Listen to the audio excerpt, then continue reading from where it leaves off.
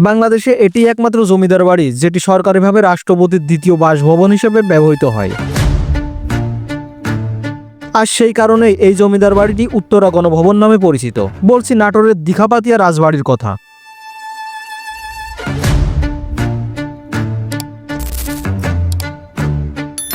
দীঘাপাতিয়ার এই জমিদার বাড়ির শুরুর ইতিহাসও খুব আকর্ষণীয়। এই রাজবাড়ির প্রতিষ্ঠাতা ছিলেন রাজা দয়ারাম রায়, যিনি নাটোরের রাজার একজন কর্মচারী ছিলেন। পরে তার সততা ও কর্মদক্ষতায় মুগ্ধ হয়ে নাটোরের রাজা তাকে দেওয়ান পদে নিযুক্ত করেন।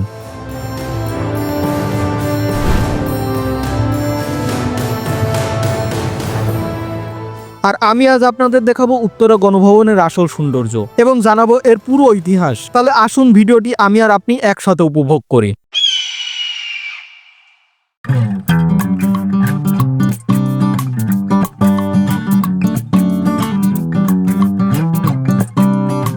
নাটোর জেলা শহর থেকে প্রায় 3 কিলোমিটার দূরে অবস্থিত দীঘাপাতিয়া রাজবাড়ি, যা বর্তমানে উত্তরা গণভবন নামে পরিচিত।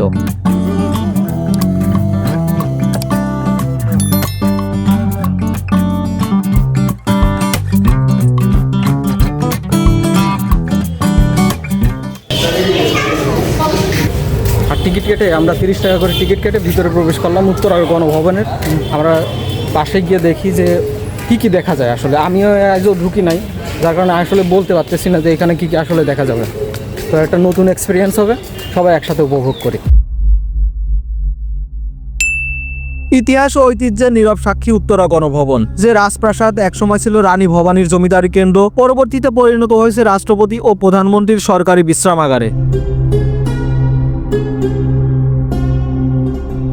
আর এই ভবনটি শুধু একটি স্থাপত্য নয়, এটি একটি ইতিহাস ও সংস্কৃতির এক জীবন্ত উদাহরণ, যা তার প্রতিটি ইটের গাঁথুনি এবং প্রতিটি ইটের কোনায় বহন করে চলেছে।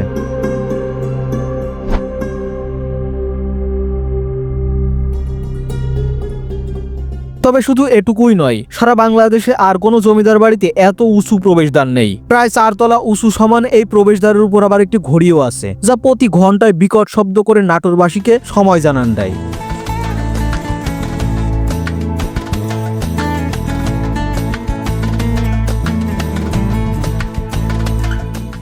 এছাড়াও নাটোরে যে কয়েকটি দর্শনীয় স্থান রয়েছে, তার মধ্যে অন্যতম একটি দর্শনীয় স্থান হচ্ছে এই দীঘাপাতিয়া রাজবাড়ি বা উত্তরা গণভবন।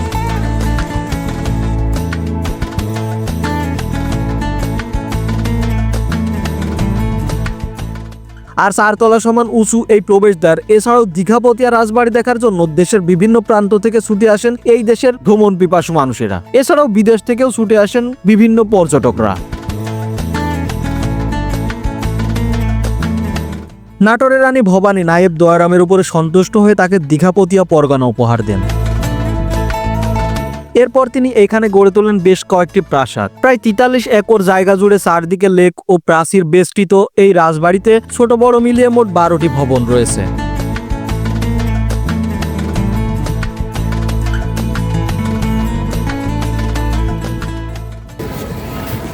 আর এখন আমার পিছনে যে বিল্ডিংটা দেখতে পাচ্ছেন, এটাই মূলত আসলে উত্তরা গণভবনের যে মূল বিল্ডিং, সেই মূল বিল্ডিংটা, এটাকেই বলা হয়ে থাকে উত্তরা গণভবন।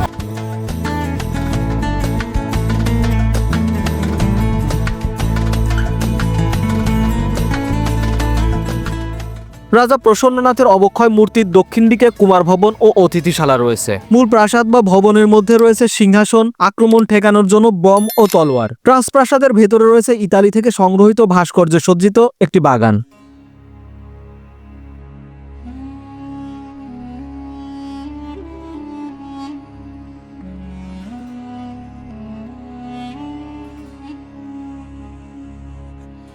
সময় হয়ে গেছে, তো যার কারণে আস্তে আস্তে সব কিছুই ক্লোজ করে দিচ্ছে, কারণ এই জায়গাটা হচ্ছে 5টা পর্যন্ত খোলা থাকে। আর আমরা ঢুকছি হচ্ছে 4:50, 4:30-এর দিকে। এই পাশে একটা পুকুর আছে, গিয়ে দেখি যে কি অবস্থা।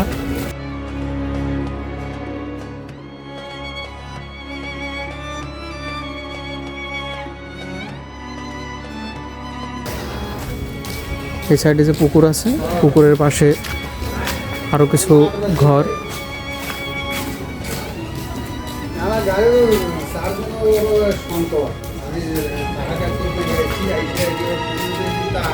এবং যাওয়া আসার জন্য সিঁড়িও করা আছে।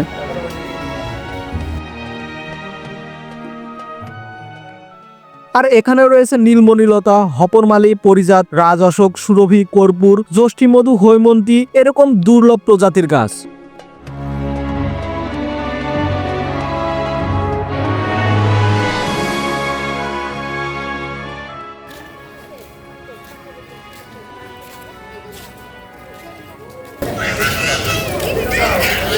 আর এই পাশের যে বিল্ডিংটা দেখছেন, এই বিল্ডিংয়ে আসলে এখানকার যে ইতিহাস, কিছু গ্রন্থ, এইসব কিছুই আর কি রাখা আছে। তবে এখন যেহেতু সময় খুবই কম, নতুন করে আর মনে হয় সম্ভবত টিকিটও দেবে না, আর আমরা দেখেও শেষ করতে পারবো না। জিনিসগুলো দেখতে আসলে খুব সুন্দর। আর এই জায়গার যে বিল্ডিংগুলো আছে, আর বিশেষ করে কিছু কামান রাখা আছে, এগুলোও দেখতে খুব সুন্দর।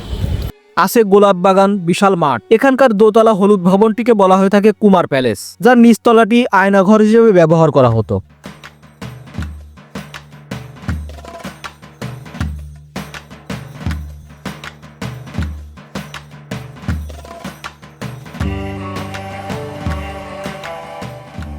প্রবেশপথের সামনেই রয়েছে ডান দিকে একটি বিশাল পরিখা, যা পুরো রাজপ্রাসাদটি ঘিরে রয়েছে। একটু বামে এগিয়ে গিয়ে গণপূর্ত অফিস এবং সে সময়কার গাড়ির গ্যারেজ। আর রাজপ্রাসাদ কুমার প্যালেসের সামনে রয়েছে তখনকার সময়ের 4টি কামান। এছাড়াও রাজপ্রাসাদ সংলগ্ন বাগানে রয়েছে জমিদার দয়ারামের একটি ভাস্কর্য, যা তখনকার সময়ের যে ইতিহাস এবং ঐতিহ্য রয়েছে তা স্মরণ করিয়ে দেয়।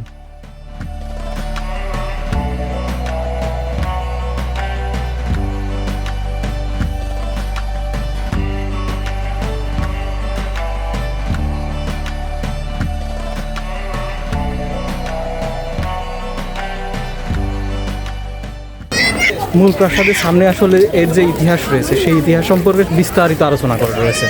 এবং এই যে মূল প্রাসাদটি রয়েছে, এই প্রাসাদটি কিন্তু অসম্ভব সুন্দর।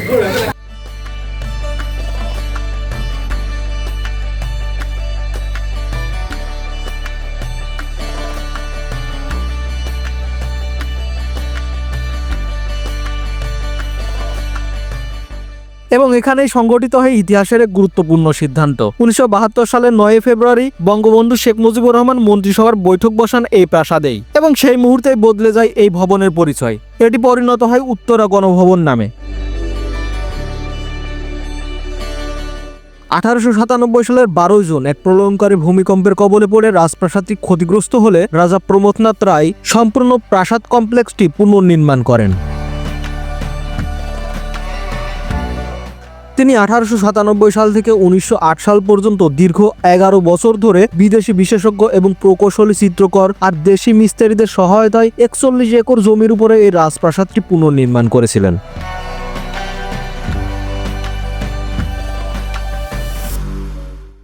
এছাড়াও তিনি মোগল ও পাশ্চাত্য রীতির মিশ্রণে কারুকার্যময় নান্দনিক এই ভবনগুলোকে এক বিরল রাজভবন হিসেবে গড়ে তোলেন। 1947 সালে দেশভাগের পর দীঘাপতিয়া রাজা দেশ ত্যাগ করে ভারত চলে যান। এরপর 1950 সালে জমিদারি অধিগ্রহ ও রাজাসত্ব আইন পাশ হওয়ার পরে দীঘাপতিয়া যে রাজপ্রাসাদটি ছিল সেটা রক্ষণাবেক্ষণের বেশ সমস্যা দেখা দেয়। সমস্যার সমাধানে দীঘাপতিয়া মহারাজাদের এই বাসস্থানকে 1967 সালে 24 জুলাই তৎকালীন পূর্ব পাকিস্তানের গভর্নর মোনায়েম খান গভর্নরের বাসভবন হিসেবে উদ্বোধন করেন।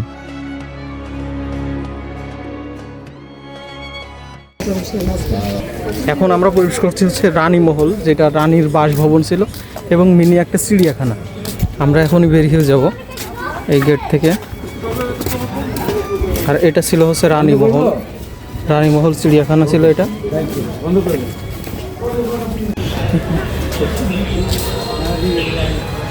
এইটা হচ্ছে উত্তরা গণভবনের যে পাখি, মানে অতিথি পাখিরা যখন আসে তখন এই জায়গাটা পুরোপুরি আর কি ব্লক করে দেয়, যেন অতিথি পাখিদের কোনো রকম অসুবিধা না হয়। তো হচ্ছে নাটোরের গণভবনে, আর এই নাটোরের গণভবনে এসে আপনাদের যে ইতিহাস, ঐতিহ্য এবং এখানকার সৌন্দর্য সেইগুলো উপস্থাপন করলাম।